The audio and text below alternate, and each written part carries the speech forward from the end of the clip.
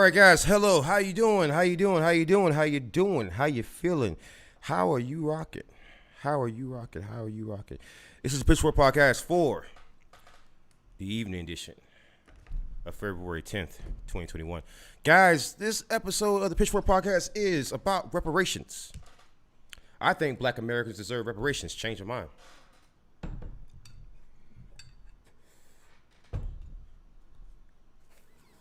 I think Black Americans deserve reparations. Change my mind. Tell me why I'm wrong. Not with trolling, not with just simple stuff, no, simple caveman stuff. Demonstrate to me why I'm wrong. Tell me why I'm wrong. Tell me why. Tell me why I'm wrong. So with that being said, guys, I'm curious to know what you guys think about reparations. Is it going to be a situation where I'm going to get some people who are going to agree or disagree, or is it going to be a situation where it's going to be another scream where no one wants to have the conversation, and it appears that I'm wasting my time.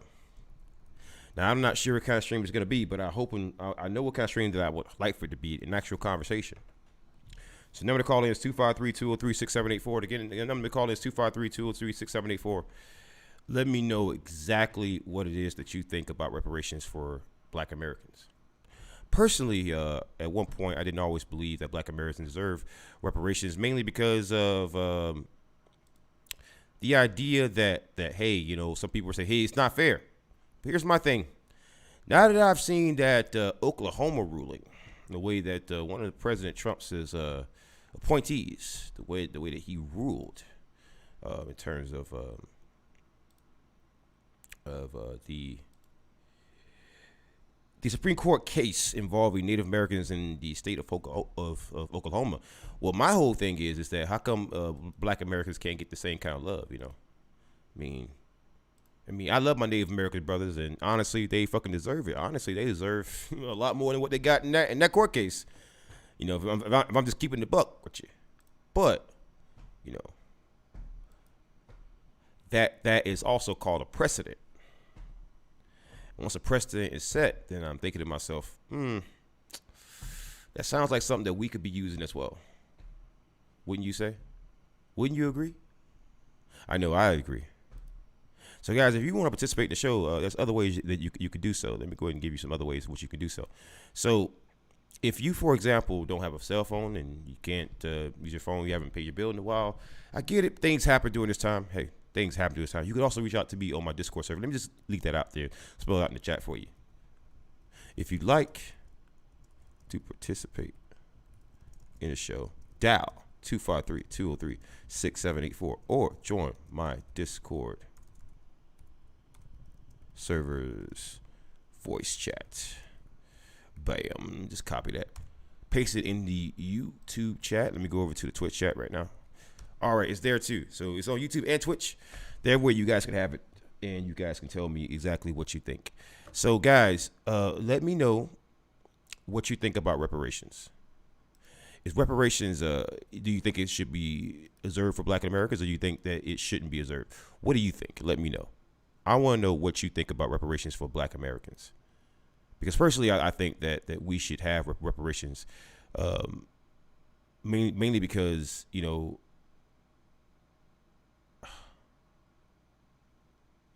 I want to know what people think. Why does it seem like some people are so against reparations? Like, why does it seem like it's almost personal when they're against it, right? I want to understand it. I want to make sense of it, right? I want to make sense of it. Why does it seem like some people are so against reparations and it doesn't even make sense to be so against it so hard, right? Like, it's not so much like what you say, it's how you say it. And it's like, it just seems to me like some of those people would never even consider it. And that's what kind of concerns me a little bit. It's like, are you guys gonna kind of explain to me? Or you guys are gonna, try to debate me? Is you gonna try to, give me some ideas about what you think about reparations? I just want some sort of inkling into what people think about it. What do people think about reparations, and why is it that some people appear, and it's just my, you know, it's just my honest observation. Why does it appear that some people are against it, and it's almost hateful? You know, like even if you come up with like a solid argument, it's all in how you post that argument, right? It's all in how you post it. If you come across, and you're just crazy about it, you're just off the wall with it, it just makes me think it just makes me think things. And maybe I'm wrong about it. Maybe I'm just being a douchebag, but I would like to know, why does it seem like people invest so much of their energy into things when it seems like it would benefit other people? Why does it appear like people invest so much energy into things? Right? Why does it appear to be that way? People put so much energy into just shooting down the idea of reparations. And oftentimes, you don't even really hear a reason why. You don't hear convincing arguments. What you hear is a lot of emotion. What you hear is, if you get a step ahead, we'll get a step behind. And it just comes across that way to me sometimes. And it's not everybody, of course. I'm not gonna say it's everybody, because that's painting people with a broad brush. But there are times when people are talking about reparations, man. It's like, okay, like some of the resistance to it's just, whew, man. You would think that somebody actually owed us that. And they do. That's the craziest part about it, right? People are like, no one owes you anything. You kind of do, yeah. This country kind of made a promise and never kind of kept it. So, first let's get to like why do I think that? I think that how do I know that? Well, this country hasn't really, kept its promises to Black Americans, because most people who are Black Americans that never received reparations, not even the families. So it's like, you can't really say that we're getting reparations if we haven't already gotten it. I know my family didn't. So I would like to just go over that real quick, because I would love to,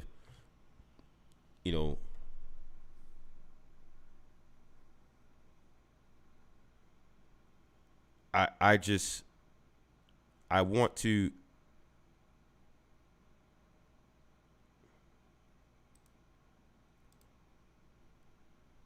show you guys the truth.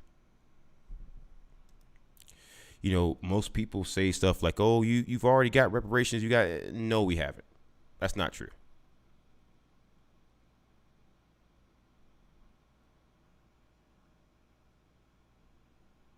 So we're gonna go over to another scene real quick. So we're gonna show you guys exactly what I mean. So I like this one here more. It's more interactive, I guess. So actually, let me change that because I don't want the Skype stream up there yet.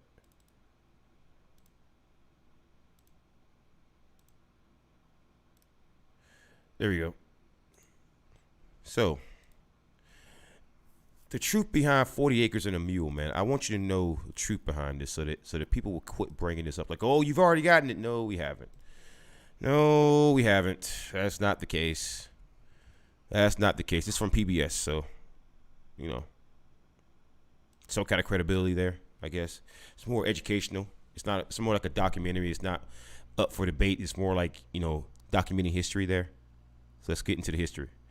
All right, a truth behind 40 Acres and a Mule by Henry Louis Gates Jr., originally posted on The Root.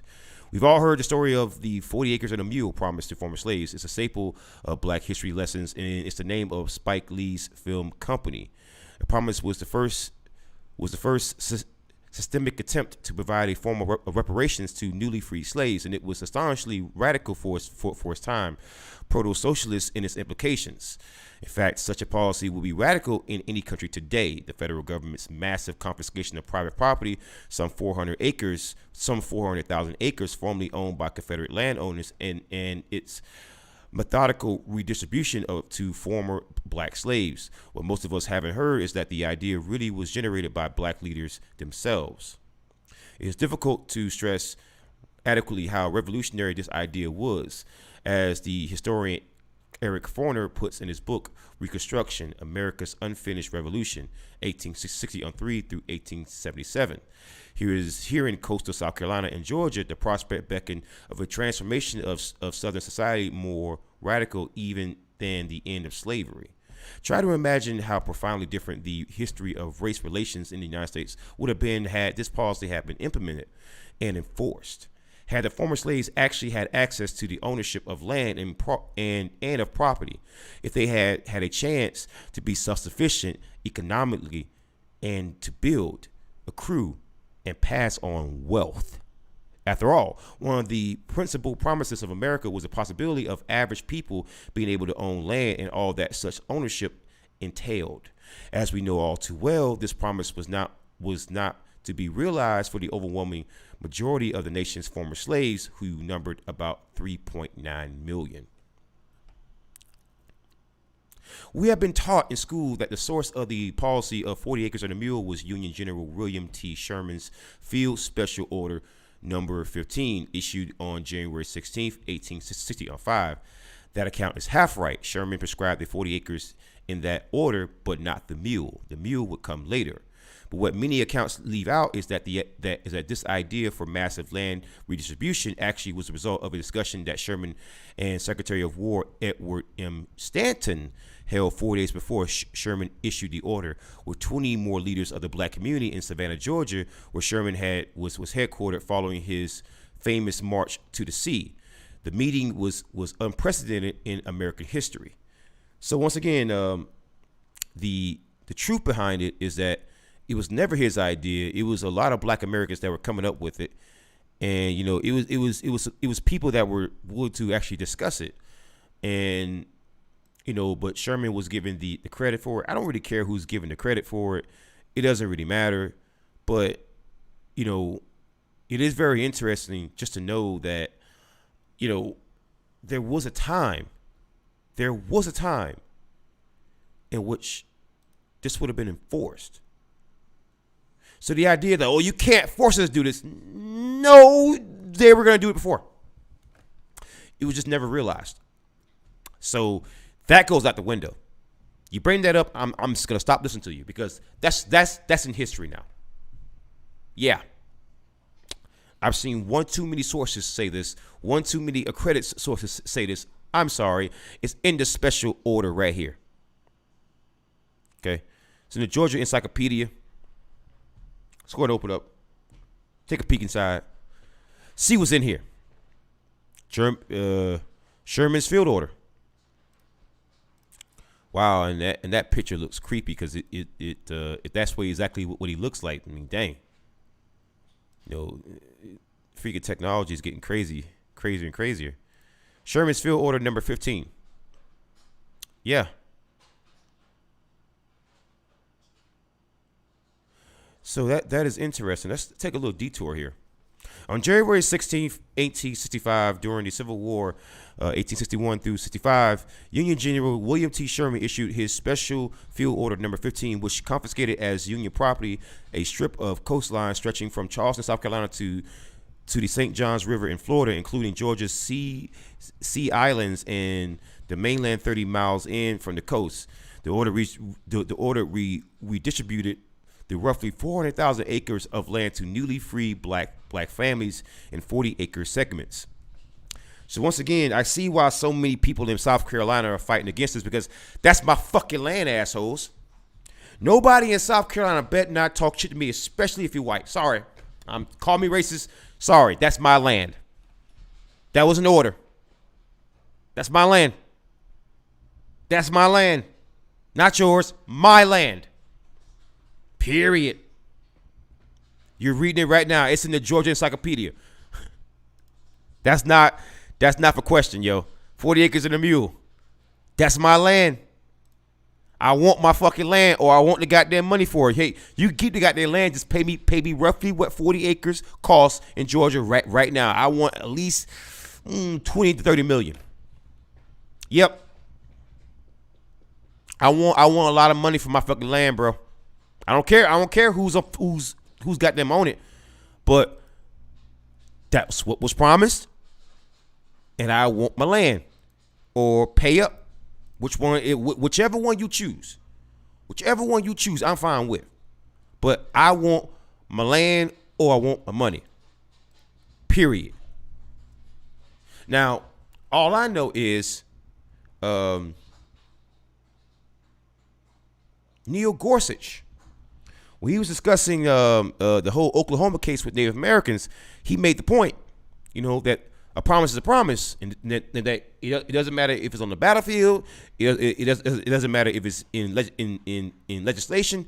If a promise was made, a promise was made, and promises were made. I don't care if somebody else made it; it was still made. Now, are we going to honor our promises? Because if not, then cool. Let me know, so I don't have to obey the goddamn law no more. And everybody out there who's black, don't obey the goddamn law no more. Fuck that shit. Be lawless then. Pick one though. You will pick one. Which one is it gonna be? Are you gonna follow what the hell you gonna say, or are you not gonna fucking follow it? Which one is it gonna be? Because it says it right here. I want my damn land now. I'm sorry. I want my land, baby. Sherman's order came on the heels of his successful march to the sea from Atlanta to Savannah, and just prior to his march northward into South Carolina, radical Republicans in the U.S. Congress, like Charles Sumner and Thaddeus Stevens, for some time had pushed for land redistribution in order to break the back of Southern slave owners' power. Feeling pressure from within his own party, U.S. President Abraham Lincoln sent his Secretary of War, Edward M. Stanton, to Savannah in order to facilitate a conversation with Sherman over what to do with Southern planters' lands. So that was from the president. The president sent his emissary, Secretary of War, down to discuss it. So, no, the president, Abraham Lincoln, was involved. I don't want to hear it, baby. That's history, baby. That was Lincoln. That was Honest Abe, baby. I want my land, or I want my money. I want what I'm owed. I don't want nothing extra. I just want what I was owed. Period. My people was promised land, and if you can't give us land, I will take the cash, baby. But this is what I was promised. See again, I didn't even take that long to find all this, right? It didn't even take me that long to find all this. On January 12th, Sherman and Stanton met with 20 black leaders of the Savannah community, mostly Baptist and Methodist ministers,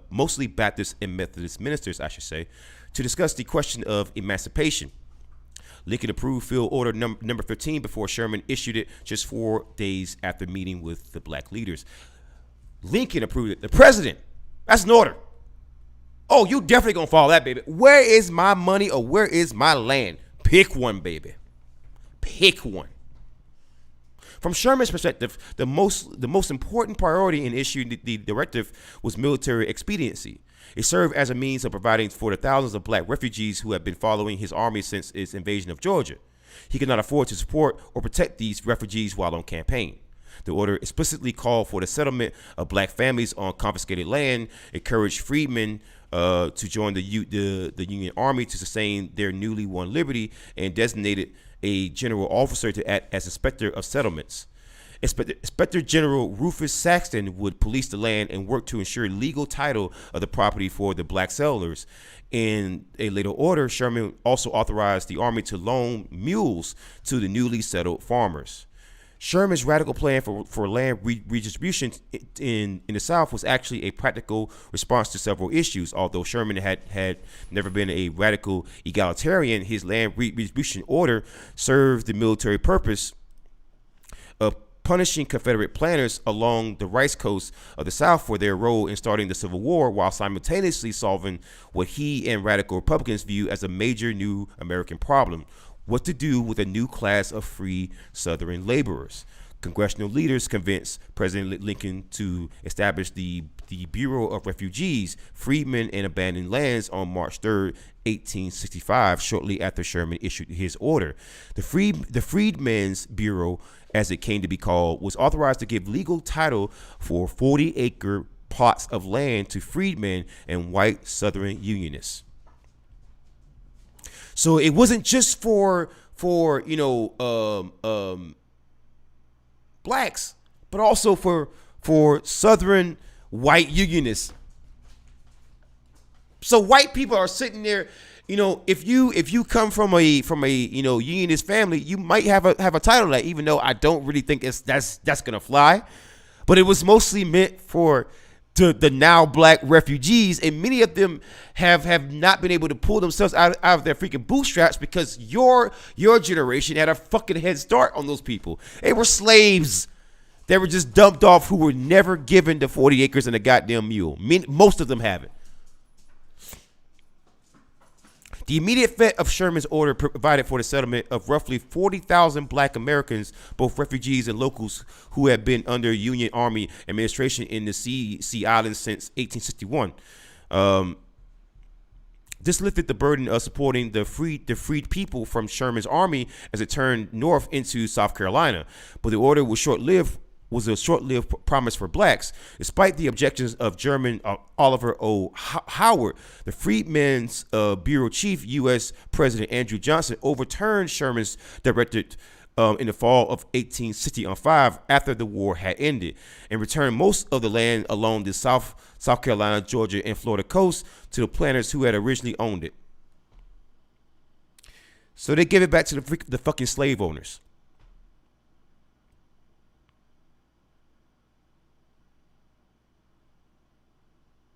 Wow.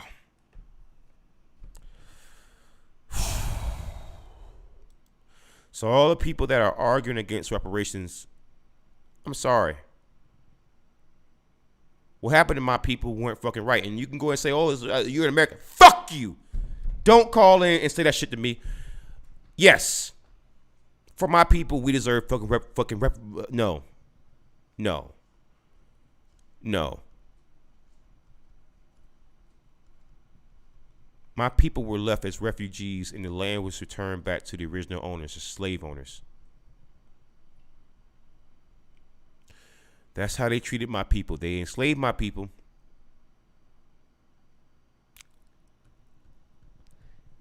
The land that was going to be used to help us rebuild our lives after being goddamn in chains was then given back to...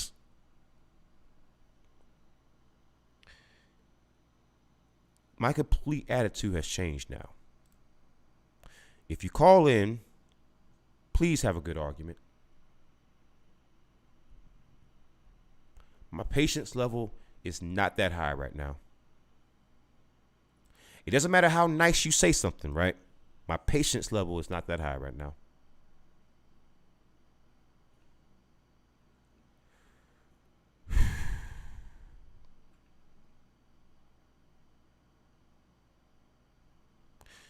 What became of the land that was promised?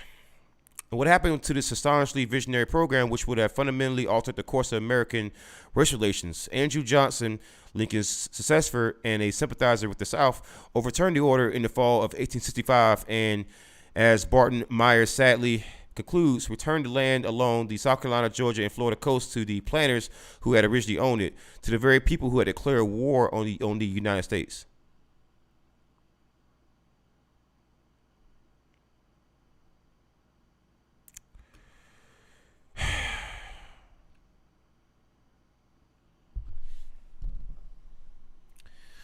So they took the land that held my people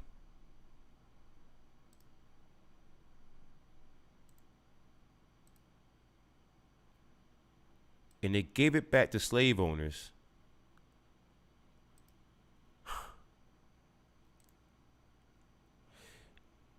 you know, there's people out there who just argue like, well, yeah. I'm at the point where now it's like, just shut the fuck up. Stop.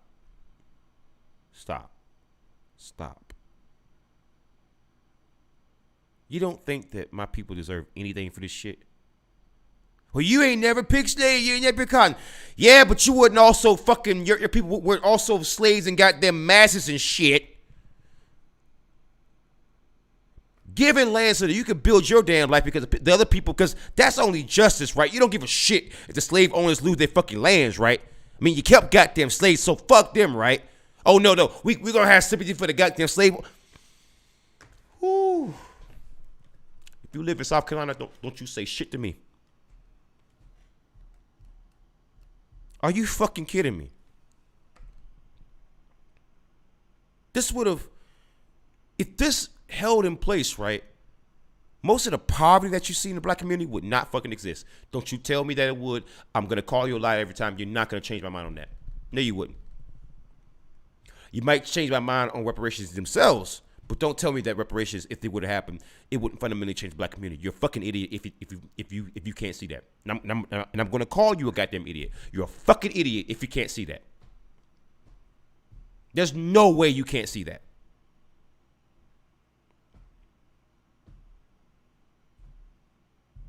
It would have fundamentally changed everything. Race relations wouldn't even be what they are.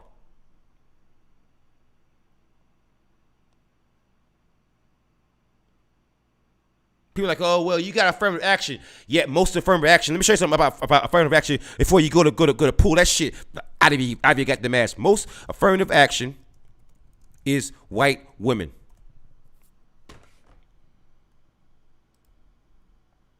White women benefit most from fucking affirmative action. White women benefit most from affirmative action. That's from damn Vox. Vox is not going to just attack women of any type.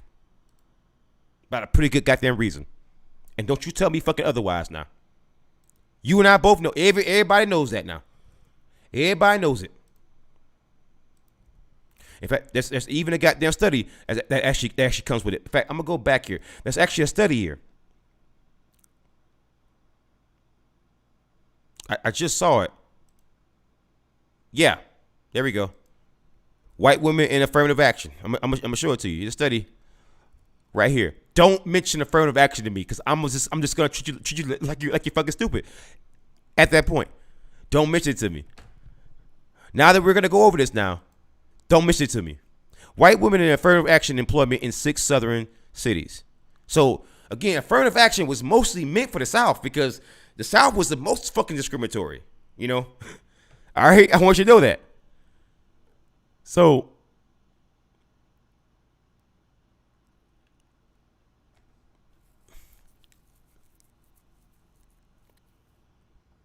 the results of the study was white women compete well in job markets of these communities. Indeed, white women hold a higher percentage of jobs overall, 37% than any other race/gender group. Although white males, 33%, and African Americans, 26%, are not far behind. Hispanics are a small proportion of the population in these cities, 4%, and therefore hold relatively few jobs. The figure for white women in our sample of businesses is only significantly higher than the 2000 U.S. Census reports for these cities, which show 31% of the labor force age 16 and over is comprised of white women. Again, this is the affirmative action here.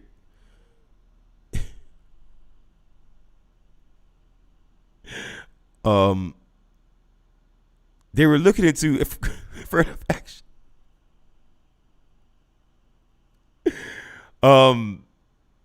A more serious limitation of white women's employability is competition with African Americans in the South. This finding is not surprising since blacks make up a relatively large proportion of the population in labor force, while blacks are disproportionately found at lower skill levels than white women. Blacks compete with women at the professional / managerial level as well. Affirmative action is one factor that has assisted African Americans in job competition with women. A previous study supports this finding in that employer support for affirmative action had a positive, significant relationship with black employment, particularly at higher job levels. So why haven't white women been helped by affirmative action? Excessive white female workers suggest they need no help. So again,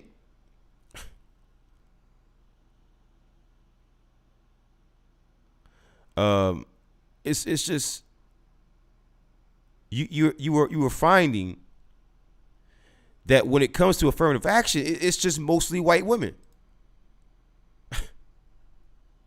They're the ones that's benefiting from this shit the most. And it's just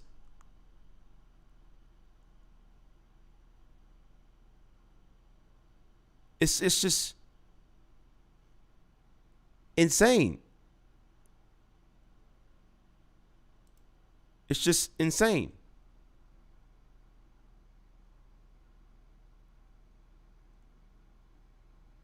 You know, the biggest beneficiaries of affirmative action is white women.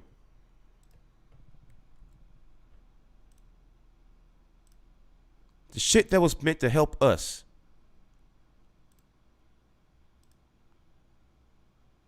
I just don't understand.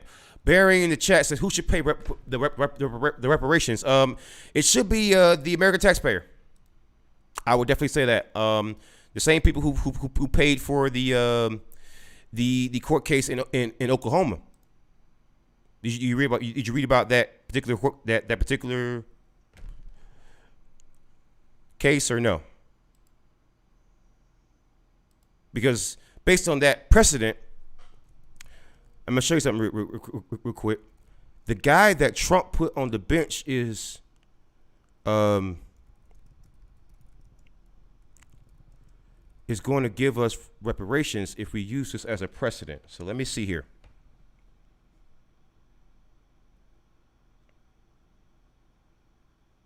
Yeah, NPR right here. So Supreme Court rules that about half of Oklahoma is Indian land. Yeah. So if you can do that, yeah, it's gonna be who should receive it? Who should receive it? Anybody that can prove direct lineage to slavery. Direct lineage. And if we can't figure out direct lineage, then what I suggest is you can do genetic DNA types of testing, but anybody who is black who lives in the deep South, they're probably going to be descendants of fucking slaves, especially in South Carolina. South Carolina held, in terms of ports, 40% of your slave trade came from the port of Charleston in South Carolina. That's why South Carolina was mentioned so much in the whole Sherman thing. Like if you look up before you see the whole PBS thing with the General Sherman and reparations and Order number 15, which was actually endorsed by Abraham Lincoln. So Abraham Lincoln was the one that actually endorsed this shit. Honest Abe, yeah. So if you were to look at that particular court case and look at the ruling, look at what Neil Gorsuch said there, because Neil Gorsuch was the guy that Trump actually put there, along with Kavanaugh and who's the other chick? I can't remember her name. Amy Coney Barrett, right, on the freaking Supreme Court. So if you look here, let's actually go through this NPR piece here. Supreme Court rules that about half of Oklahoma, a whole state, is Native American land. So if that's going to be the case, right? If you could do this, then how can you not make an argument for reparations? Because what this was based off of is a fucking treaty that is old as shit. None of us were alive when this shit was done. It's just like back near like slavery days, like Trail of Tears days. Yeah. So if they're honoring that kind of shit, right? How about genetic testing to pay? Well, that would still go into the general fund. It wouldn't go towards anything else. I mean, that's like saying that if you're from Iraq, you should have to pay taxes for freaking drone strikes because we're drone striking Iraq. That doesn't really make any sense. Money in taxation goes into towards a general pot. Now, if you want to make the ultra super duper ANCAPs type of argument, well, I don't drive on these roads, so I don't want to pay for it, then that's a long conversation for like another day. That's a whole extended conversation. And I would love to have that conversation, because I think that's a conversation that's worthy of being had, but that's not really applicable like here, you know? Because if you just had that particular ruling in Oklahoma, like, what's your counter argument? I'm not basing it off of no legal precedent. I'm basing it off of the actual legal precedent that just happened last year. So that's why I'm saying what I'm saying now. Like, at one point, I didn't believe in reparations, but now that this whole Supreme Court thing happened, I'm like, oh, wait a minute now. If you can give the Native Americans half of a fucking state, I mean, damn, can we at least get a fucking check or something? I mean, because I know whole communities in Charleston, South Carolina, right? 40% of your slave trade came from there. And if I would have told you that there are white communities that have not recovered from the fucking Civil War, you wouldn't even question it. You'd be insane to goddamn question it. There are white communities that have not recovered from the Civil War. So what the fuck you think happened to the goddamn black goddamn slaves? Well, here, let me show you. Poverty in Charleston, South Carolina. Now, you would think that people that never got damn reparations, that never got anything from the government, right?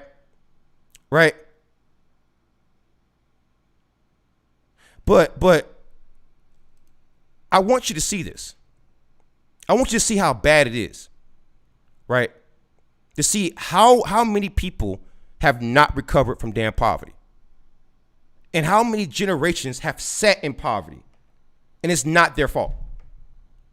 It's not their fault. Like, there are white communities that are just like that, but they were the remnants of the old Confederacy, right? So I'm showing you these are my people. Like, that's the reason why I have that accent. Like, sometimes I actually speak Gullah. Like, these are my people. I'm telling you, the fucking slave markets, they are still there. They are still intact. They are a tourist destination there. So where they sold us is still there, man. So every black family there, right? Every black family there, you are comparing stealing bread, right, to hundreds of years of slavery. That's not comparable, man. Come on, that's intellectually dishonest. All right, I'm basing it off of a recent court precedent. So if our Supreme Court ruled to give Native Americans half a fucking state, you don't have a counter argument. That's a legal precedent. Yes or no? Is that a legal precedent, Bearing? Yes or no? Yes or no? It is. And that's why I think you are sidestepping. You're not discussing directly what I'm saying, but you're saying like something about stealing bread. That has nothing to do with a system that was designed to keep people from not reading, keep people from not identifying as their own religion, not identifying with their own culture. In some cases, castrating them. In some cases, separating families. In some cases, making people work to death. In some cases, lynching, hanging, shooting. If you tried to run from anybody, you would get shot or hanged. You couldn't own guns. You couldn't own property. You couldn't even have your own name. That is not the same as someone stealing bread, okay? Let's be intellectually honest and bring us something that's actually comparable. Okay, the same way we have first, second, third degree murder, there's levels to this shit, right? Wait, what? Come on, dude. You know what I meant. That, Bearing, stop it, dude. Come on now. When you're ready to be serious, I'll talk again, man. But that's not serious. Nobody was for hundreds of years. You know what I meant by that. Come on, dude. You're being silly. It's based off a legal precedent. And so long as that court document exists, you don't have a counter argument. Refute the court document right there in front of you, right? Refute that. Refute that. Let's actually go over it. So I'm going to just ignore the chat for a second. Let's go over it. So the Supreme Court ruled Thursday that about half of the land in Oklahoma is within a Native American reservation, a decision that will have major consequences for both past and future criminal and civil cases. The court's decision hinged on the question of whether the Creek Reservation continued to exist after Oklahoma became a state.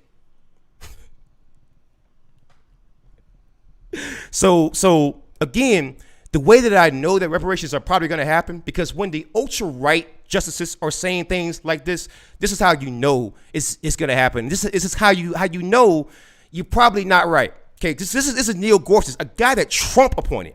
He said this. It's not me saying this. He said this. This is after he said this in the court case. This is when I changed my mind. Okay, this is when I changed my mind. Today, we are asked whether the land these treaties promise remains an Indian reservation for purposes of federal criminal law. Because Congress has not said otherwise, we hold the government to its word. Justice Neil Gorsuch wrote in the majority opinion. Listen.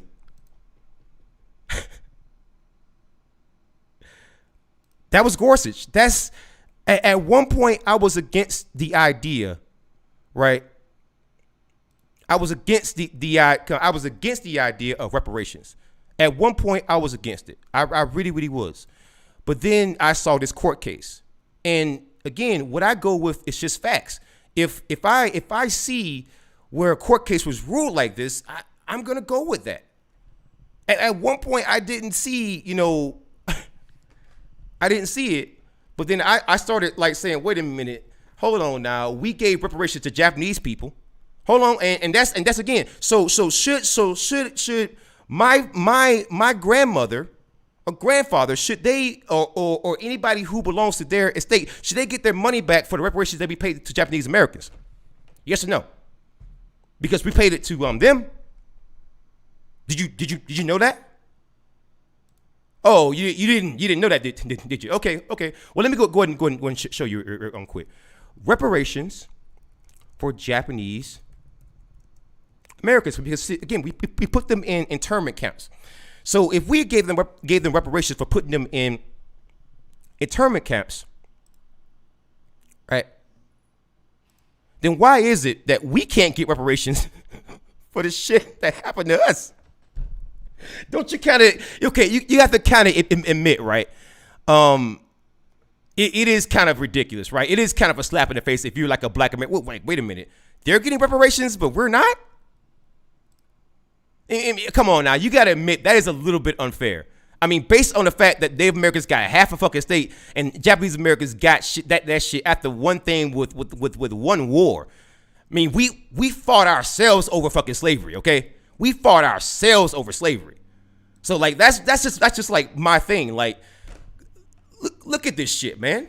There's so many examples of other races getting reparations, and we're not getting it. There's so many examples of it. I just gave you multiples there with two different racial groups: Native Americans and Japanese Americans.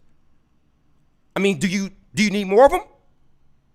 So again, if your argument is, well, how come the collective people had to go pay this? Well, you can make that exact same argument with Native Americans earlier on this year. How come you didn't?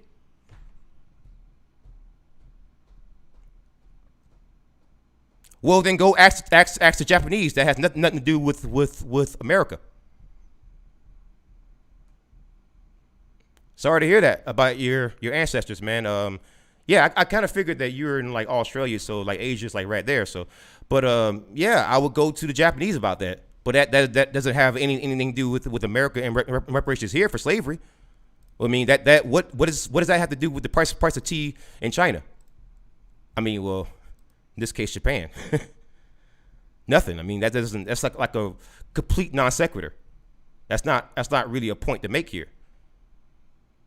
I mean, my ancestors, I've had some killed in wars past, but that was like on like different foreign lands. That doesn't really go into the argument of slavery.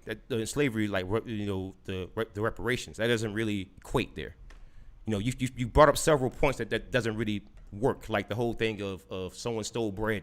Well, that doesn't really compare to slavery, does it? Or like the whole thing of one person getting killed doesn't compare to your whole family being fucking enslaved. It's not the same, man. It's not the same.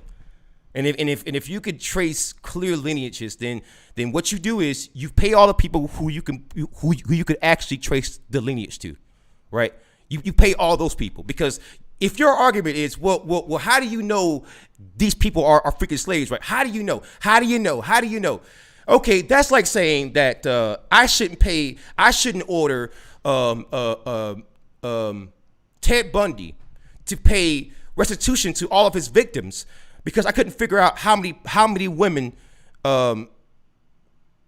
he has actually killed. So it's not a point because it's not convenient.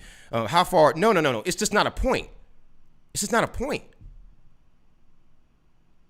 A couple of my ancestors were killed by the Japanese. Well, then go to the Japanese. We're talking about American reparations. I don't care about what happens in fucking, Japan. That has nothing to do with my country. That's literally a non sequitur. We're talking about America. So what does Japan have to do with America? It's not a point. I mean, and the whole dynamic of it is completely fucking different. Like that's a war. That's not a sustained campaign of slavery. That's completely different. Like, if someone shoots someone's family straight in the face, yeah, that's horrible. That's a terrible point. That's a terrible thing to fucking do. But that's not the same as taking generations of someone's family and keep fucking enslaving them. That's not the same, man. Complete non sequitur. And you know it. Complete non sequitur. Go to Norway. Has nothing to do with my country. I just showed you clear legal precedents. Can you refute the legal precedents, sir? Yes or no? Yes or no, can you refute legal precedents? If a legal precedent has been set, and this certainly has been set, there's one right there, and there's two right there. Can you refute them? Yes or no? And if you can, please provide a citation in which you can do so, because those are facts. Those aren't your feelings. These are facts. Court documents. Doesn't care about your facts, about the feelings, but these are facts. Are these not court cases? Yes or no? Would it not be a precedent for reparations? Yes or no?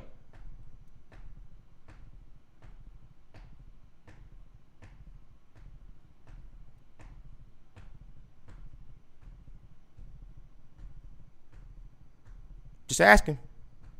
Asking for a friend. Would it not be a legal precedent? Yes or no? So, I'm just saying. It just seems to me like people argue stuff and they just bring up a bunch of irrelevant stuff. That has, yeah, and then plus it'd be one thing if the whole slavery thing was like the only issue. But what about the Jim Crow that came afterwards? Nothing for that either. You act like we went from heaven to like goddamn heaven. No, we went from hell to fucking doomslayer hell. Okay.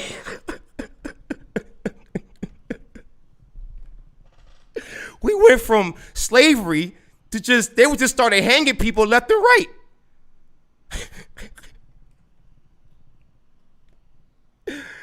Like it'd be one thing if we went from slavery to like a relative peaceful time, then maybe a counter argument against reparations could be taken a little bit more serious. But it's like,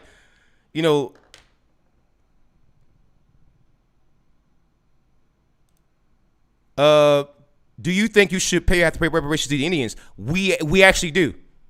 You say fuck your country, fuck your law. Well then that's the law that governs this country. I'm sorry, you can't change that. That's the law that governs the country. I don't like a lot of laws either. I trust me, I don't like property taxes. I think it's bullshit to pay a fucking subscription fee for property that you already supposedly fucking own, but that's our country. You can not like it, but once again, facts don't care about your goddamn feelings.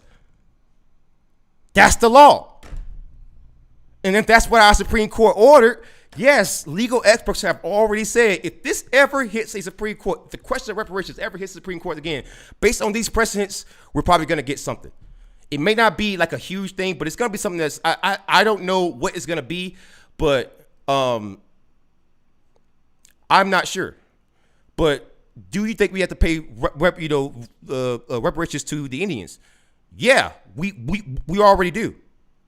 They can not only do a lot of Native American tribes, they don't pay federal taxes. They operate their own tribal lands, their own police, their own courts. They get a bunch of federal funds from taxpayers, tax write-offs out the fucking wazoo, and they get that shit permanently. Yeah, I do. I have no problem with it. Personally, I mean, I have no problem with it, and I don't have an issue with it. Yeah, I mean, like, I don't have an issue with it.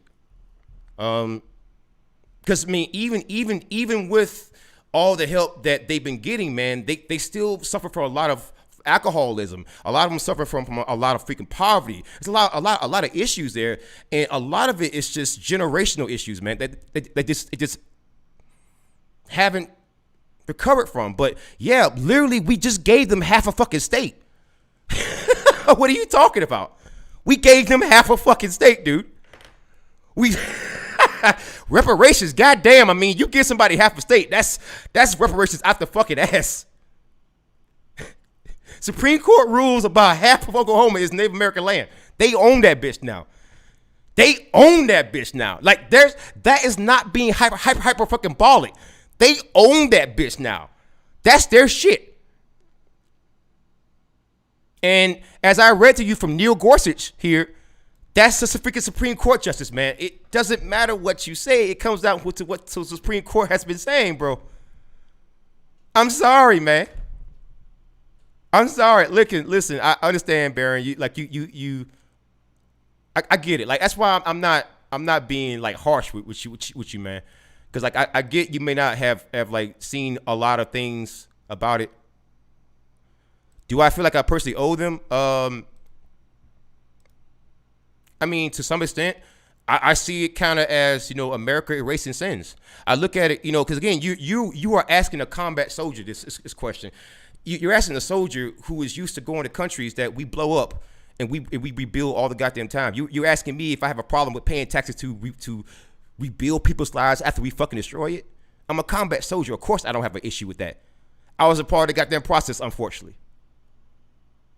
So you should never ask a combat soldier that freaking question because they're gonna give you the same answer every time. We pay taxes on that shit all the time. Like basically, let's say like in the military, right? We have this thing called BAH. BAH is basic housing allowance, and so pretty much if someone has like a kid, right, and they're in like the freaking military or they're getting like a VA claim, they get paid extra money every month.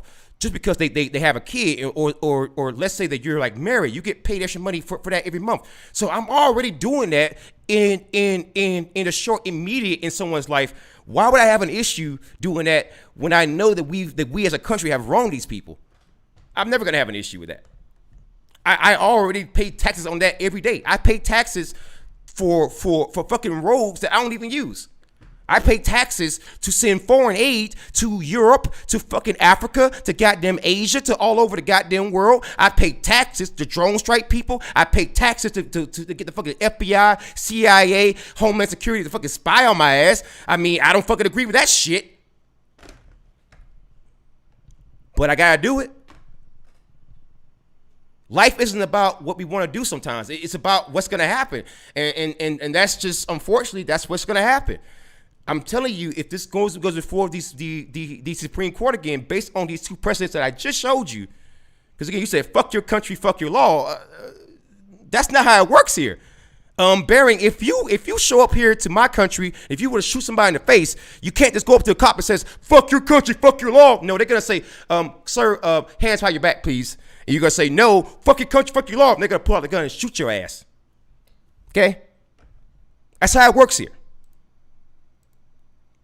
That's how it works here. A lot of people didn't agree with laws that are on the books.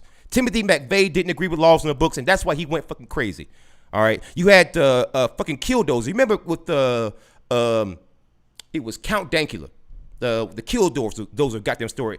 Marvin Heemeyer did not agree with what was happening in the town in Colorado, right? He didn't agree with that shit. And his only option was building a fucking tank and trying to take over the goddamn town and trying to cause as much damage as possible. That was his only option. So once again, unless you're gonna do a fucking Killdozer, it's not gonna be fuck your country, fuck your law, my friend. Trust me. I learned the hard way. There's a reason why I rage out against politicians and goddamn judges and goddamn cops so much. I've had personally bad experiences. I don't agree with a lot of goddamn laws. Trust me on that. But based on the precedents that I just showed, again, argue against the points. I just don't feel like you've done that here. I think that you've argued in bad faith in some ways, and that's just I say that in like not. What are you talking about? Then what are you talking about? Please explain yourself, man. Do I feel I personally owe any Americans money? Yeah. I have no problem with them, my tax money going towards it. I have no issue with it. There we go. I said it twice, well, actually 4 times already. Yeah, I have no issue with it. Do I feel like I personally owe them? If I'm on their land, sure. For the sake of argument, sure. Next question. Because so far you're not making very convincing arguments. I gotta be honest with you, man. You're not very, very convincing with it. I show you court documents, you give me feelings. Show me a counter court document that proves me wrong. Because again, I am basing it off of legal precedents here. I'm not just based off of bullshit. And based on, I'm thinking that if this goes before Gorsuch, man, I think some ways you are, man. Like a few things, like fuck your country, fuck your law. I'm talking about principle. The law matters there. That's what I'm talking about. Legal principle. No. I'm saying that you're arguing bad faith, and you're just bringing up things that's not really relevant, like non sequiturs. Non sequiturs, like, just doesn't really make a whole lot of sense. Like the whole thing with like, I'm talking about principle. Well, I'm talking about law, and I'm the one running the goddamn stream. Once again, I told you, I'm discussing facts here, and factually speaking, based on legal precedent, and then on top of that, like bad faith, yeah, you said some of my ancestors were sent from England to Australia for 7 years, hard labor for stealing bread and fruit. Do you think I deserve reparations for that? Genuine question, like that's why. Why? It doesn't make any sense. But I'm not trying to be mean about it, though. I mean, it could just be like I'm misunderstanding it. You know, it could just be that. It could be on me, honestly. And but again, I just like, if you're gonna make counter arguments, right? At least know something about our justice system here. And you again.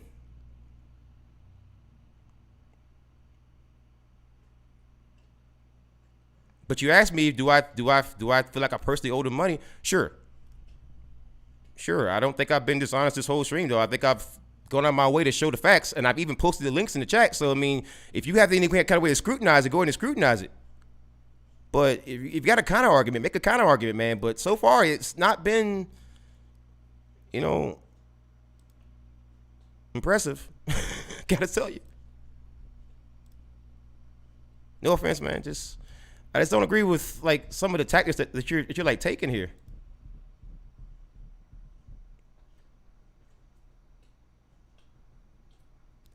Right, but I'm in America and I have to base it off of American law. And if you see in that recently we've been doing that, well then that's what I got to go with, man. Like again, I understand what you personally believe, right? But for one, our countries are 2 different things. And 2, the stream is named Black Americans, not Black Australians, Black Americans. So I'm not even sure why you even brought up a different country to begin with. The stream is named Black Americans Deserve Reparations. Changed my mind, not Black Australians. So unless you're talking about specifically America, many other countries wouldn't, the context wouldn't even add up, right? Because there's a lot of nuances there. It wasn't just slavery, but it was also civil rights era. Some people have said, just for the civil rights era, we deserve reparations. Just for that. All right. So, but I'm looking at American law. And that's one thing that I do kind of specialize in. As you know, I was married to somebody who's dealt with legal stuff. And as you know, I'm a journalist who primarily writes about bad cops and also court stories. One of my articles is featured on A Voice for Men. A few of my articles are actually featured on, in fact, I'll show you. No. I'll show you that this is kind of like what I do with like court cases. Like it's kind of like my specialty, right?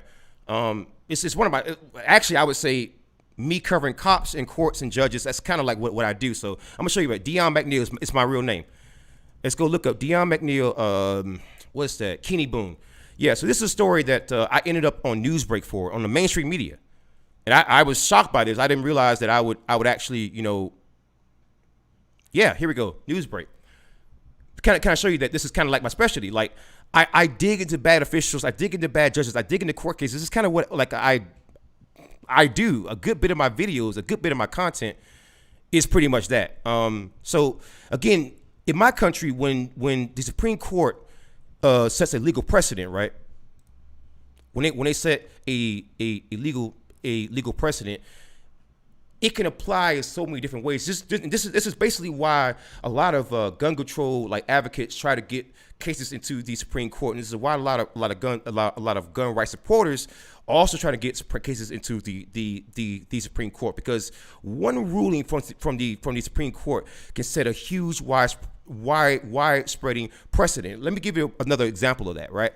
So, did you know that in America the cops don't actually have to fucking protect you, right? I'm gonna show you. This is crazy. The Supreme Court actually ruled that the cops don't actually have to fucking protect you.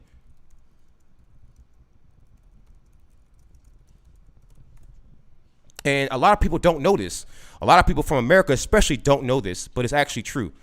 Yeah, this is a New York Times article here from, here's what the article is based off of. It's a Warren v. District of Columbia.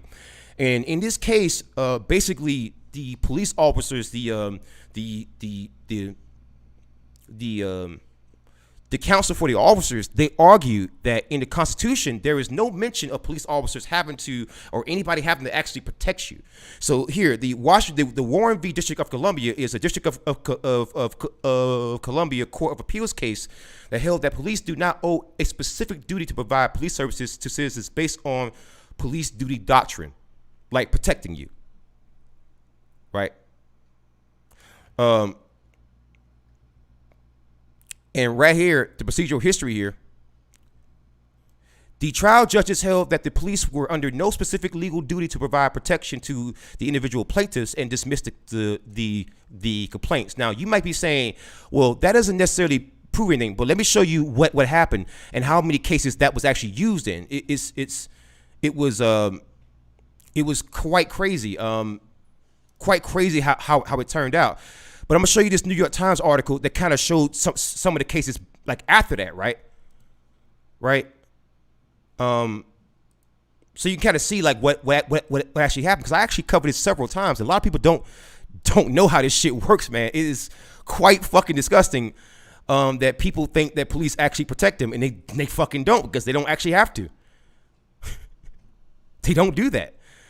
This is why like so many of them shoot unarmed people, and that's part of the reason, and plus qualified immunity is what gets them off from shooting unarmed people, even when they're clearly fucking wrong, right? So justices rule police do not have a constitutional duty to protect someone. This is written in 2005 by the New York Times. Again, the Supreme Court ruled on Monday that the police did not have a constitutional duty to protect a person from harm, even a woman who had obtained a court-issued protective order against a violent husband, making an arrest mandatory for a violation.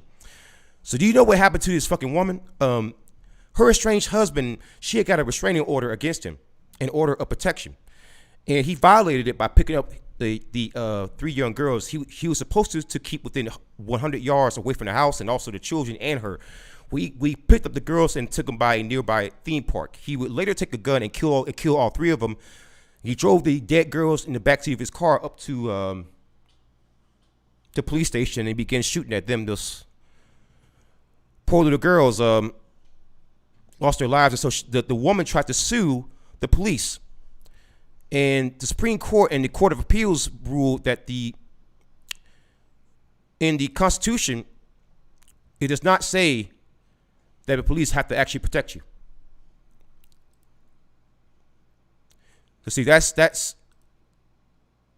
the other side of it. Like people always ask me, why do I believe things that I fucking believe, man? Like you have to look at deeper, man. Like there's so much wrong things that go on, things that are fucked up, man. Things that are just so fucked. But yeah, Slamming Brandon says, do you think American citizens should be taxed and pay for say reparations, even though ancestors came to this country after slavery ended? How about the blacks that own slaves as well? Only very, very few blacks own slaves, but once again, that doesn't mean that you don't pay reparations for slavery when it was the American government who allowed it, and half the country fought for it. And then even then, it was after slavery with the civil rights era. So we went straight from slavery to civil rights era, man. I mean, that's fucking brutal. You gotta admit, that's fucking brutal. like Japanese Americans were given reparations for far less. You know, based on that, come on, dude. You know, and even if you don't give it to me, don't give it to people like me. Give it to people in Charleston, man, who haven't ever been able to get out of fucking poverty, yo. And it's not their fault, because when you have generations of that shit, you know,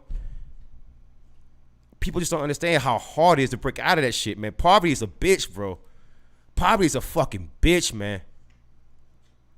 It's so hard to break out of it. It's so hard to break out of it.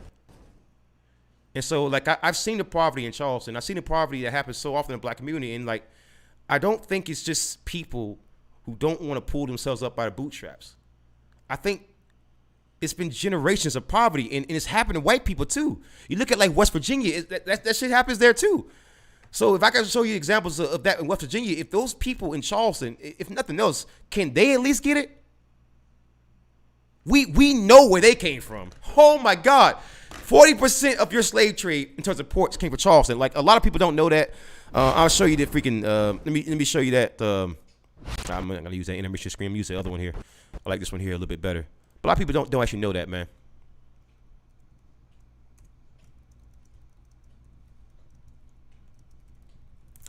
%40 of trade ports, Charleston. Let's see.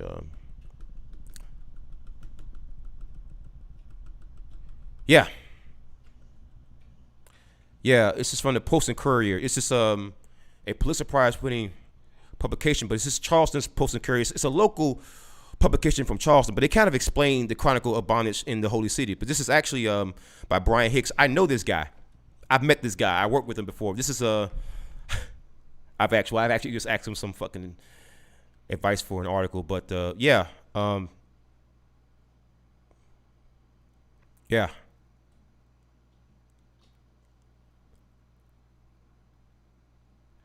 This was the largest slave market in the whole country, the single largest one. So me being from South Carolina, you know, it is what it is. So let me tell you how bad it was in South Carolina. The reason why I think, if nothing else, can we at least get those people fucking reparations, man? I'm going to highlight this one part here. I'm going to give you a link to this article, too, so you guys can have this, so you can see it for yourself, why I get so emotional sometimes when I see this shit. It's like, goddamn, dude. It's like, it's kind of fucked, you know? It's really fucked. It really is. Show you how bad it was, though. By 1860, there were 4 million slaves in the United States, and 400,000 of them, 10%, lived in South Carolina. So not only was 40% of the ports where they actually came in came in through the port of Charleston and then found their way like around the country, but 10% of the ones that actually came in were still living in South Carolina. African Americans, enslaved and freed, made up 57% of the state's population. Charleston was the nation's capital of the slave trade, the place where many of those enslaved people first landed in the New World. The city was built on slave labor and for nearly 200 years thrived under a slave economy. I'm gonna show you. Nearly a century and a half has passed since slavery was abolished, but the wounds still linger. Even in 1865, long after Charleston's slave market had sold its last human being, the occasion was bittersweet. When Coffin told Moore that she was free and would never be sold again, she was melancholy. I never pronounced that word right. Oh, the blessed Jesus. He has heard my prayer. Moore said, I am so glad. Only I wish I could see my husband. He was sold at the same time into the country and has gone, and I don't know where. In the mid 19th century, it was an all too common story. The history of slavery in America begins with Charleston. During the transatlantic slave trade, about 40% of enslaved Africans brought into the country passed through Charleston Harbor. Often these slaves were sold around the South to supply the plantation industry with cheap labor it needed to be profitable. But a great number of those slaves remained in South Carolina. So I'm from South Carolina. Those are my people, the Gullah folk, the island folk, the swamp folk, and I'll admit to a certain extent it is emotional for me because these are my people. You know, it's sometimes like I'm big like history buff, right? I love history and I love like reading over facts and history and stuff. Like I love that kind of shit. But I'll admit like sometimes it is tough to read it. I will concede it is tough to read it. You know, like I remember when I used to, because I tried to make some extra money when I was driving to Uber, driving for Uber in Charleston, and I would get people from all over the world. I would get some Australians. I would get people from freaking Japan. I had a Chinese person in the backseat of my car, like one time, Ireland, UK, because the slave market there is a tourist destination. People come from all over the world just to see that and see some of the haunted like mansions and stuff. People specifically come there to see the slave markets because it's still intact. And you know, if you want to see it, it's quite incredible that Charleston slave markets is still intact. It's I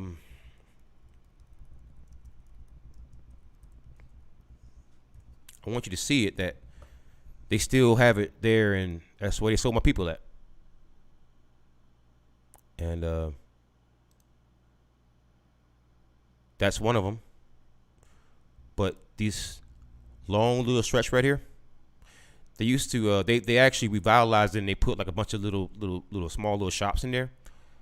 But what they would do is they would it was a long brick construction. It used to be some kind of other kind of construction, and they put bricks over it like later on. But it was like a kind of like a big giant shed, and they would stuff everybody in there. And that's where they kept us, and that's where they sold us. This is part of the mart right here too, where you would just come in there and they kept us in freaking cages like monkeys. Like here's one little picture of it, and here's one of it, like back in the day. You know, where it kind of like looked like, and you see kind of in like the background here. If I could, you know, I'm gonna save this picture and I'm gonna put it on the screen for you guys so you can kind of see what I'm talking about, because you kind of see like the little, if you can remember what I was talking about with the long little slab here, the long slab place here. I'm gonna show you what I mean if I could put it on the screen for you. I want you to see this, man. It's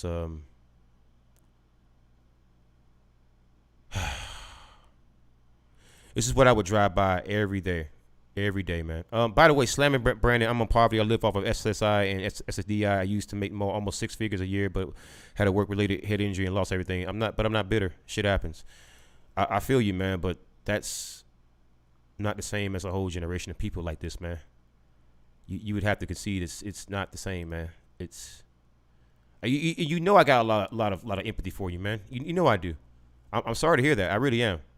But you remember that long slab there, like back there? That's where they would keep us like in like cages and stuff, like monkeys. And then there was a little back part that would connect to this actual building here. They would bring them up, and they bring them up like right there at the top podium there, right towards like the steps. You see the steps where the horse is like right next to it. They bring it up top of the steps, and they would sell the slaves, and they bring the slaves down and give it out to whoever brought them. And that's what they would do to us. And I would say most of the people that are in Charleston, most of the black people in Charleston, with it being such a high slave trade, what you're seeing is that most people there are descendants of the people that were that were sold there. 10% of the slave trade remain in Charleston. You know, so that happened. Do those people not deserve it? Maybe. You think that's a little bit fair? I think that's fair. And if nothing else, man, it wasn't just slavery, but it was also Jim Crow, man. A lot of people were locked up. A lot of people did wrong in ways that were just absolutely disgusting. Like I can show you, man. Like South Carolina, it was a completely bad state. Like I probably wouldn't feel the way I feel about this. I wouldn't feel as strongly about this if it wasn't for South Carolina, man. They executed George Stinney, man. George Stinney, South Carolina. Let me show you what happened to this little boy, man. It's an old story. It's from a long time ago, but I want you to see this shit. What they would do to black people like way back then. George Stinney was 14 years old. George Junior Stinney Jr., October 21st, 1929, June 16, 1944, was a 14-year-old African-American boy who was convicted in a proceeding later vacated as an unfair trial in 2014 of murdering two white girls, Betty June Binnicker, age 11, and Mary Emma Thames, age 7, in his hometown of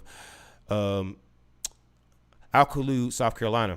He was executed by electric chair in June 1944. Stinney is the youngest American to be sentenced to death and executed since Hannah Akiwish in 1786. As a reexamination of the Stinney case began in 2004, and several individuals in the Northeastern University School of Law saw a judicial review. Stinney's conviction was overturned in 2014, 70 years later after he was executed, when a court ruled that he had not received a fair trial. George Stinney was a case that was highlighted because people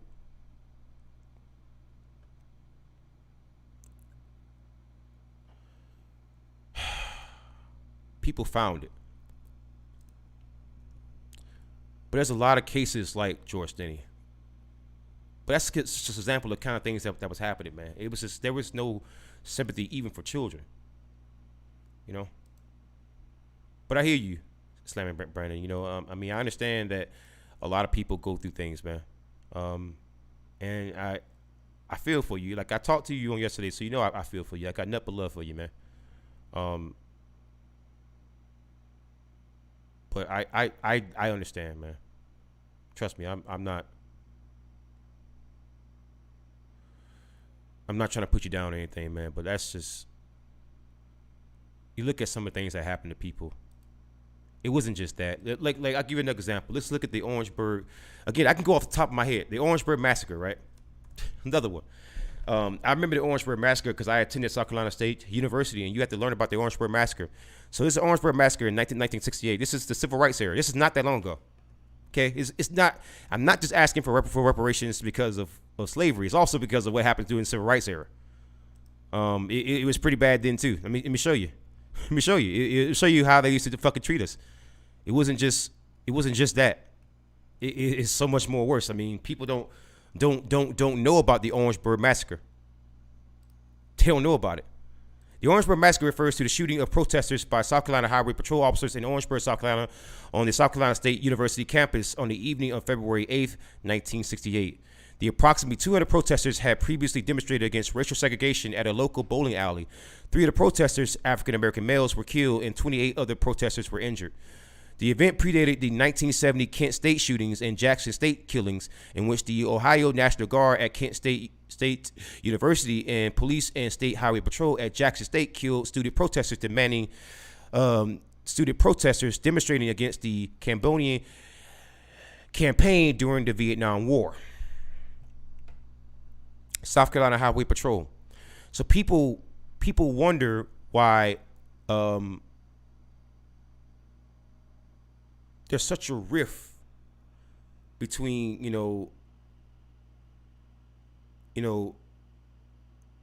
law enforcement in South Carolina and people like me and most other black. I'm gonna tell you, most black people in South Carolina don't like the cops because they started off as a freaking slave patrol, and if majority of your slaves in terms of ports came through the port of Charleston, I just showed you that, right? And no single state had a larger slave population, really. I mean, if you look at consistently, and And the slave trade really starts in South Carolina. And then you look at the history of the law enforcement of South Carolina. If so many slaves were in that particular state, and the slave patrol was in South Carolina was mainly the cops, you can see why people like me exist, because that rift has never calmed down. This is from 1968, and then you look at some of the recent stuff that's been happening in South Carolina. Like, look, dude, let me show you. City of Columbia sergeant uses N-word on camera. This is happening back in September 2020, right? September 2020. This is during the midst of all the summer protests over the George Floyd shit. This guy's on camera doing this crazy shit. Yeah, I mean, dude, this is from WIS. This is from a local news affiliate. That's why I'd rather you have it there. But again, I'm just showing you, man. This is the shit that's happening in this one state, right? In this one state, I'm making an argument for it in this one state. What is the counter argument now? It's not just slavery. I gave you so many fucking cases. Look at this shit, man. This shit is awful. Like, what would it take for us to deserve reparations? What would it take? I mean, I'm looking at some of the recent shit. Look at this shit, man. Damn. And by the way, that was in the city of Columbia, and Columbia is the capital of the fucking state. He's a sergeant. Oh my God. Listen, Bearing, if anyone out there is a fan of Bearing or Bearings out there listening, go to my playlist called Bad Cop No Donut. See how many stories I featured from South Carolina alone. Just go look. Don't take my word for it. Just go fucking look. And in the description of those videos, you will see a pastebin link. All right, in most of the long form animated videos, you will see a pastebin link. Not all the videos have that, but a lot of them do. I want you to go through all those links. See it for yourself. This shit's crazy, man. This shit's crazy. It's fucking nuts what goes on. Like, it's just, that's how we just end up getting abused so often, man. I don't want to, like, I don't want to be, I'm not trying to like say like people just got to start paying us money. I'm not just saying that, man. That's not the purpose of me doing this. I swear. And if that's how somebody took it, I apologize. Maybe I could do a little bit better about explaining myself. I don't want to just say that, right? But it's like, at some point, there's got to be something for all this shit, man. There's gotta be something for all this shit, man. It's fucking crazy.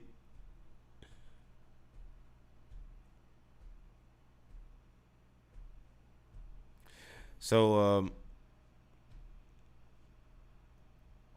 we're legally wildlife until 20 years ago. Yeah. Libya, North Africa. Cosmic squirrel, man. I'm so sorry, man. Ugh. What people are doing to the African continent, man. Africa has been raped since its fucking inception, ain't it? God damn. I mean, the Chinese over there is just fucking up Africa right now. America fuck with Africa. The British fuck. I mean, everybody's fucking with Africa, man. Like, god damn, man. Like leave Africa alone, man. Fuck, dude. Haven't they had enough, man? Good God. Like, Africa's been abused to shit. I'm so sorry, man. Like Cosmic Squirrel, I'm so sorry, man. I'm so sorry, man. I really am. That's rough, man.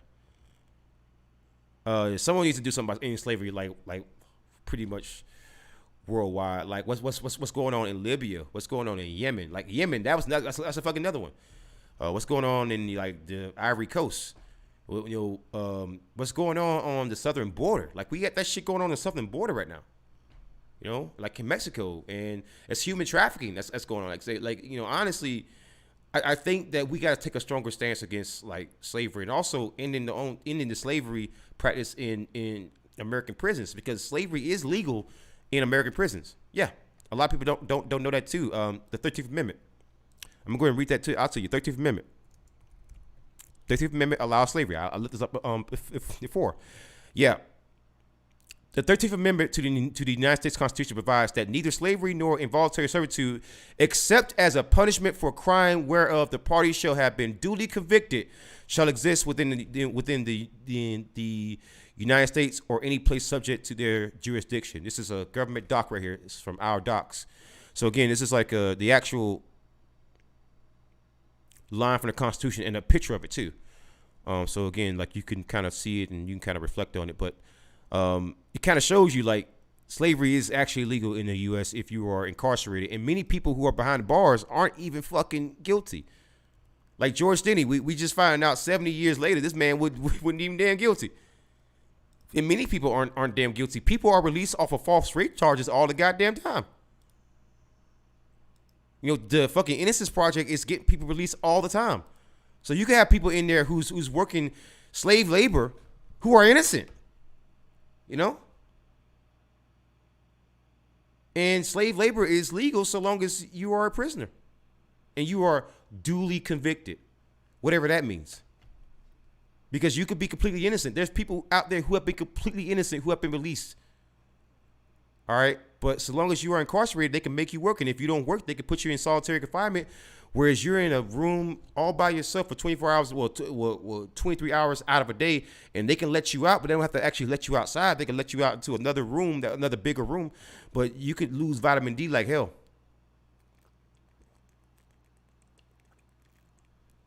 From lack of sunlight. And how do I know this? Because I work corrections. I worked in those environments. And one of the reasons why I stand against law enforcement so hard now is because I was one of them. And part of this is guilt. I feel like I've done wrong by people, man. And many of them, my own people. That's one of the reasons why I resigned. If I'm just being honest, I know people are going to call me stupid. Like, oh, that's dumb. But the one thing about me is that I'm honest even when I shouldn't be honest. I overshare shit. And that was the biggest reason why. I didn't like it. And when, you know, and when I took the hiatus from this channel for like a good little year or so, it's because I wasn't enjoying what I was doing. And whenever you get to the point where you're not enjoying what you're doing, you gotta stop. And I didn't enjoy corrections anymore. So I had to stop. I started seeing some of the misery, you know? I remember one time I asked my boss, I was like, what's the point in this? Are we helping these men or are we just punishing them? And it's like, he then told me about the 13th Amendment. And at the time, you know, I thought I had read all the Constitution and everything, but I had totally forgot about the 13th Amendment. I had never really thought about it, right? About the slavery part of it. They teach us a little bit about Constitution in Criminal Justice Academy, but not a whole lot, to be honest with you.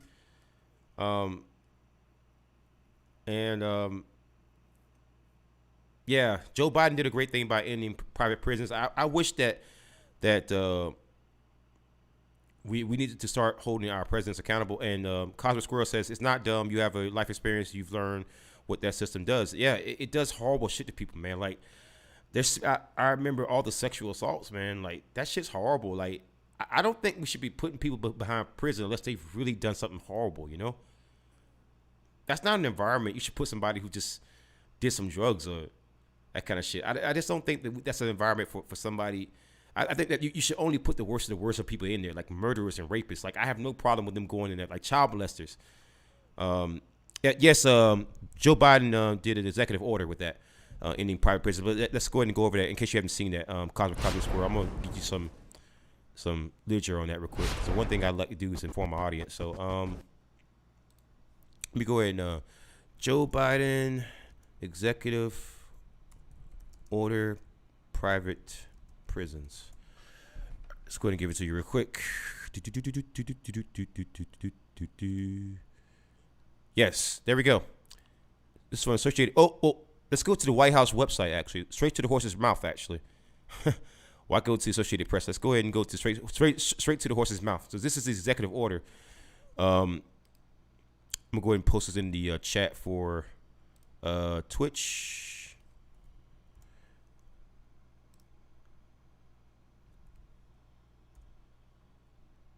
Right there. So, executive order on reforming our incarceration system to eliminate the use of privately operated criminal detention facilities. By authority vested in me as president by the Constitution and laws of the United States of America, it is hereby ordered as follows. Section 1 policy. More than 2 million people are currently incarcerated in the United States, including a disproportionate number of people of color. It's the broad consensus that our current system of mass incarceration imposes significant costs and hardships on our society and communities and does not make us safer. To decrease incarceration to decrease incarceration levels, we must reduce profit-based incentives to incarcerate by phasing out the federal government's reliance on privately operated criminal detention facilities. So basically, he ended private prisons in that order. So I gave you the order like right there, so you can kind of see that, yeah, it is absolutely legit. It is pandering, but it's a start. And he also made it the 1994 crime bill, like Slamming Brandon did say here. He did. I made a video about it. He did. I gotta concede that he fucking did. So it's a nice first step to try to fix things, but it's like you can't really fix like what you've done. I mean, it's great that he's doing that.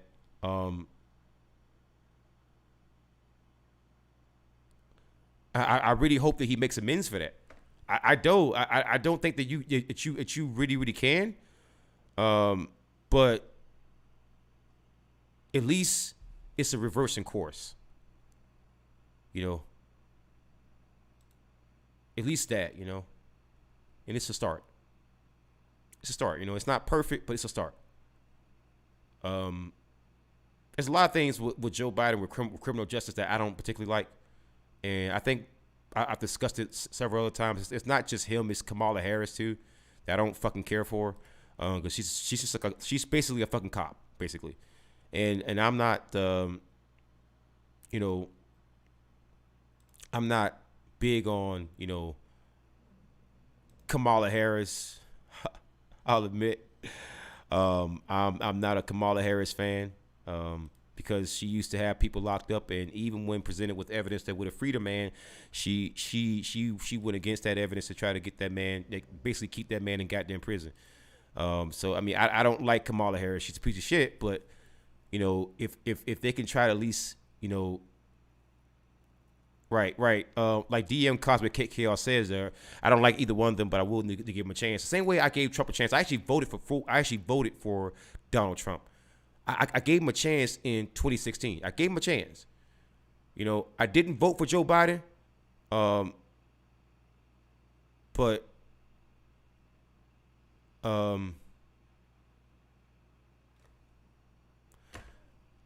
again, I'm gonna give Joe Biden a chance because he's my president. I gotta give him a chance. I don't have a choice. If Joe Biden fails, the country fails. So I don't want this man to fail. Same way I didn't want Trump to fail. You know? Right? I don't want Joe Biden to fail, because if he fails, my country fails. That's the one thing I had to explain to people in 2016. I had to explain to the political left in 2016 that, you know, if the country, if Donald Trump fails, the country fails. So, you know, I want to make sure that, you know, they do well. DM Cosmic Chaos says, I gave Trump a chance and Trump disappointed me. I feel you there. I gave him a chance too. Cosmic Squirrel says, all that slave labor, lots of people making money. Yeah. In private prison. Yeah, absolutely. Then you have Slamming Brandon says, do you know Kamala in Finnish means horrible? Oh, man. Cosmic Squirrel also says, let me go back here. Cosmic Squirrel also says he did the first step. What will happen to the platinum plan? I'm not sure about that. Right now, Ice Cube is meeting up with Trump, not Trump, but Joe Biden apparently to discuss a contract with Black America. That could be reparations, like right there. I mean, I liked a lot of his idea. I I like a lot of his ideas there. So I mean that should be interesting. The contract with Black America, that should be really, really interesting. Now I wonder, because again, I kind of was confused by that. Because again, and it kind of show you that he is gonna do it. Because I know DM Cosmic Chaos is kind of laughing there. Oh my God, he's like, I don't believe that shit. So Ice Cube, Joe Biden. I think those recent news. So if I just set the filters to like back in the recent day. Okay, yeah.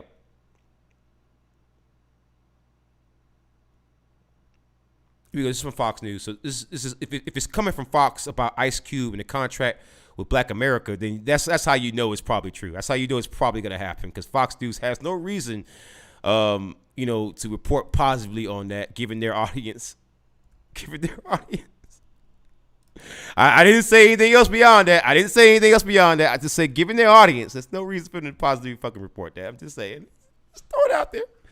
Just saying it. Oh my God. I'm just saying, there's no reason for them to do that,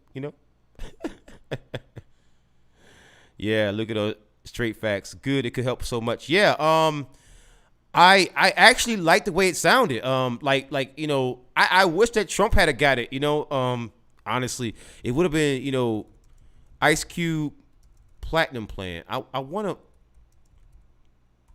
to see what that looks like again, because I thought it was a great idea. I mean, Trump liked it. I mean, I thought it was pretty good. I would like to see like an actual Platinum Plan. Like, I never actually seen an actual Platinum Plan.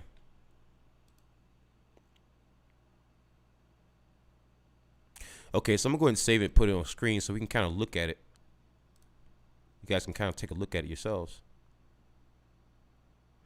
Slamming Kamal thing, yeah. The finish, oh man, the finish, yeah. That was pretty funny. I ain't gonna lie. I did not know Kamala finish meant horrible. Oh man, that was pretty fucking funny. I'm not even gonna lie.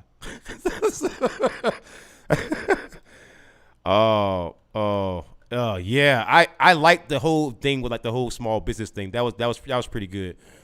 But here, like, here's a plan like that was gonna do it with Trump. So, opportunity by achieving historical employment levels for Black Americans, as well as increasing access for capital for new businesses. President Trump has been committed to ensuring all Black Americans can achieve the American dream. Security.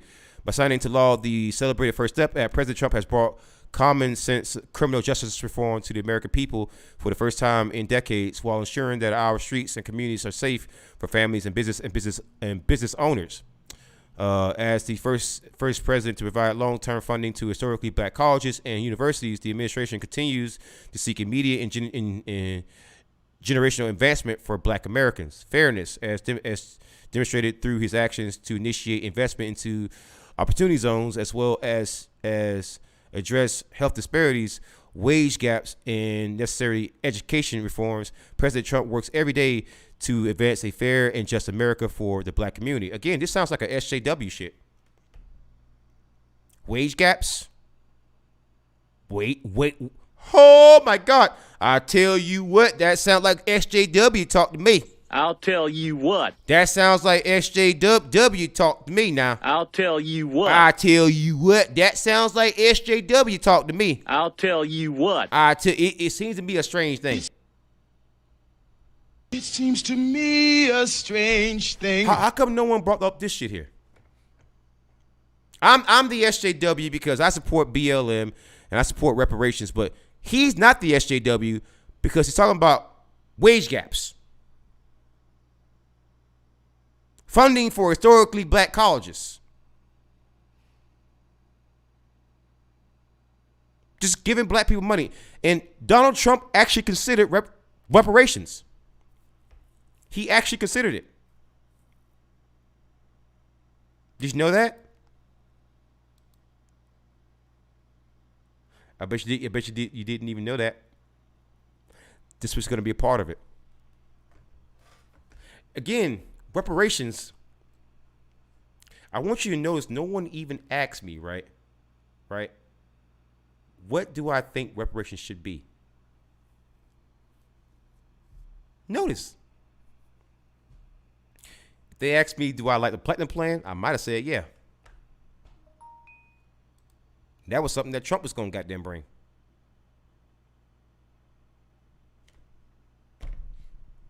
I might have agreed this shit. Hell, give me enough money to start a small business. You damn right. Give me a couple million. Let me start a cannabis business. Start that bitch up. I'ma hire the whole goddamn neighborhood, people who actually know how to grow damn cannabis, and that can make generational wealth like right there. Seriously, I'd be fine with that. I'd be absolutely goddamn fine with that. You know, Trump was gonna do that shit. He was seriously considering it. I'd be completely fine with that. I would gladly take a lot of money for a small business. Absolutely. No questions asked. But no one even bothered to ask me that. All they hear is reparations, and they go, "Ree."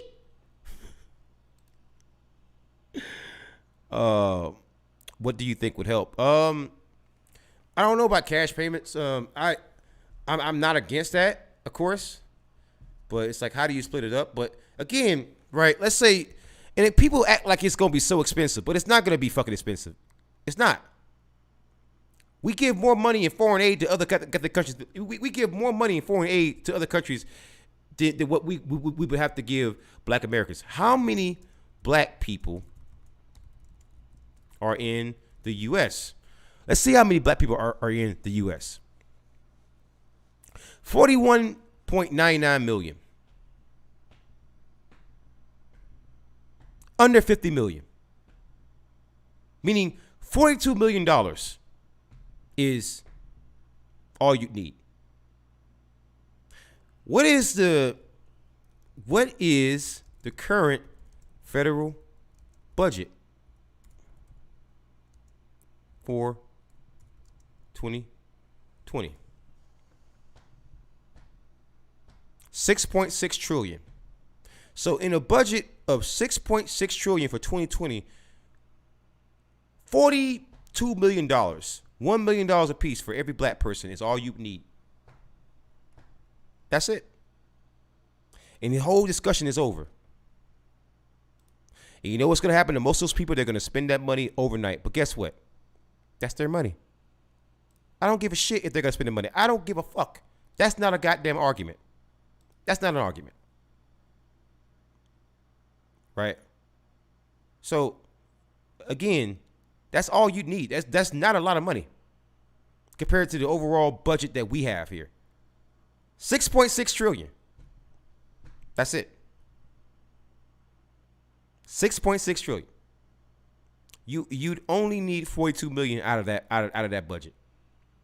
This could have been done decades ago.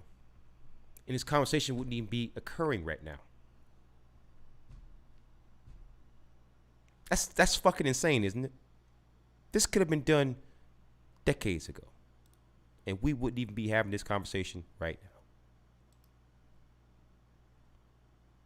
This could have been done decades ago. And people could have had economic justice a long time ago.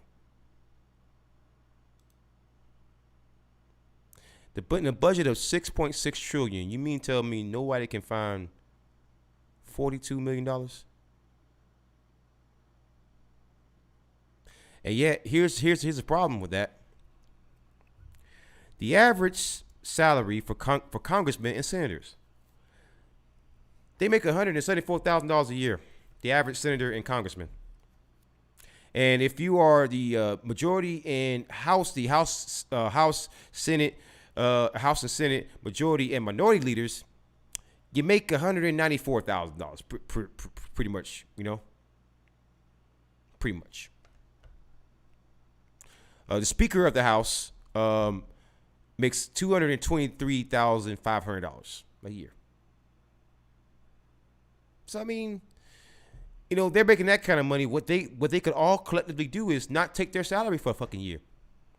I think that would more than make up the freaking difference. How many? Let's just do a little bit of math, right? do a little math. Let's just see if we can figure this out, right? You would only need 42 million, right? Right? Correct? Correct. And so, how many are in U.S. House of Representatives? I'm going to do a little bit of math. 435 of them. So, let's see. 174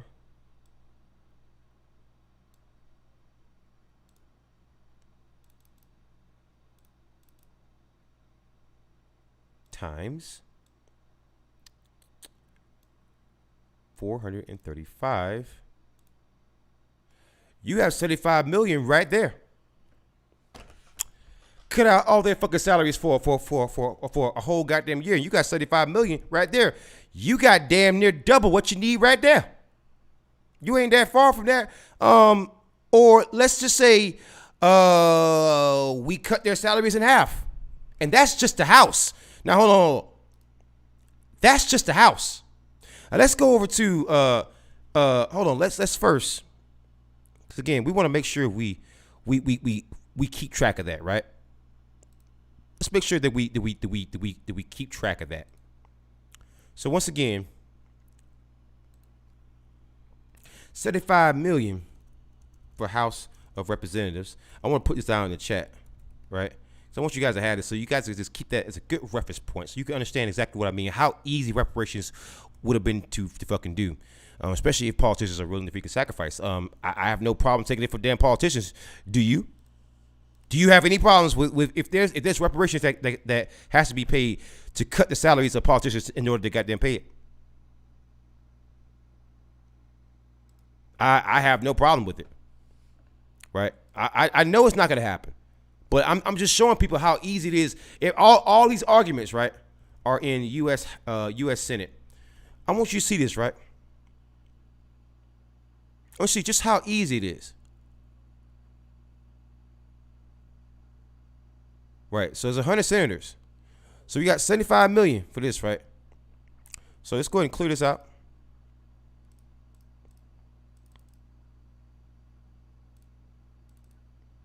Times 100.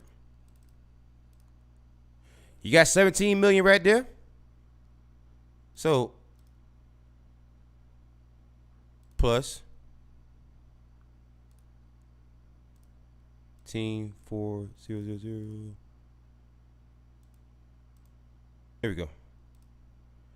You got more than double of it, like right there, in their salaries. You don't need a small fraction of it, actually. That's how easy reparations can be done.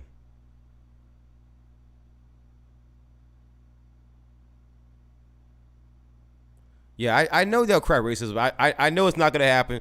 But again, the point of that exercise is to show you how easily it could be done. $42 million, that is chump change to the fucking American economy. That is, bro, we have 330. Do you know how many people are in this country? Right?